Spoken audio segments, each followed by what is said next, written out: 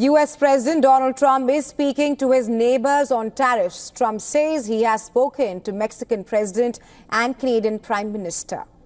Mexican President Claudia Sheinbaum, after speaking to Trump, says that U.S. has agreed to pause the tariffs for a month. She says that Mexico would be deploying 10,000 troops on the U.S. border. She says that the U.S. and Mexico have agreed on deploying National Guards on both sides of the U.S.-Mexico border to curb gun trafficking. Trump also put out that he has spoken to Canadian Prime Minister Justin Trudeau. Trump posted about this crucial development on Truth Social, saying that he will speak to Trudeau again later in the day. Earlier today, Canada's province, Ontario, banned U.S. firms from government contracts and also withdrew from a deal with Elon Musk's Starlink. It's not just America's neighbors who are in Trump's firing line. Trump administration announced a 10% tariff on Chinese goods. China has announced it will file a legal complaint against the U.S. at the World Trade Organization, arguing that the new tariffs violate global trade rules. Economists warn that these developments could trigger inflation, slow economic growth, and hurt American workers. While prices of cars, electronics, and daily essentials may skyrocket in the U.S. as companies pass on the costs to consumers. Economists say that this move will drive up interest rates and could lead to stagflation, a weak economy with rising prices. These actions taken by the U.S. government were going to increase the overall economic uncertainty in the world. There are going to be quite some market volatility coming in because we understand that actually U.S. threaten the trading partners that if they retaliate, U.S. will going to impose even higher tariffs on those countries. So we may see a series of trade war and conflicts, and this may actually increase the world economic uncertainty. And actually, there will be some economic protectionism, trade protectionism coming in. One of the biggest concerns is the impact on auto industry. Trump's 25% tariff on Canadian and Mexican imports could raise vehicle prices dramatically. As vehicle parts cross borders multiple times during production, experts say the cost will pile up, hitting American buyers directly. While a key problem in the U.S. is near full employment.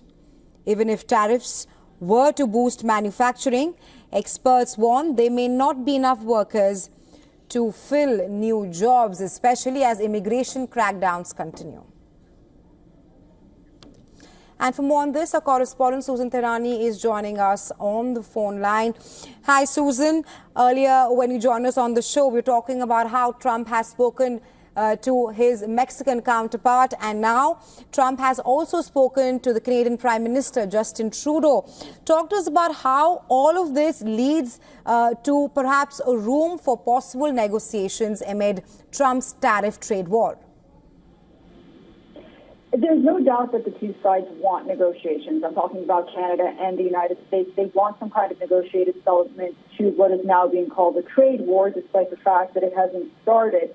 And if no agreement is reached with Canada, because we know with Mexico there's a 30-day window now, an extension, then at 12 midnight these tariffs are going to go into effect. They spoke on Monday morning today. They're scheduled to have a follow-up conversation at 3 p.m. But despite these communications, there's been no indication that a resolution to prevent these tariffs from taking effect would even come about. So, it's set to be implemented at midnight. Canada has responded and announced retaliatory measures, including 25% tariffs on a range of U.S. products as well, orange juice, peanut butter, alcohol, and coffee. So, these countermeasures are scheduled to begin concurrently with the U.S.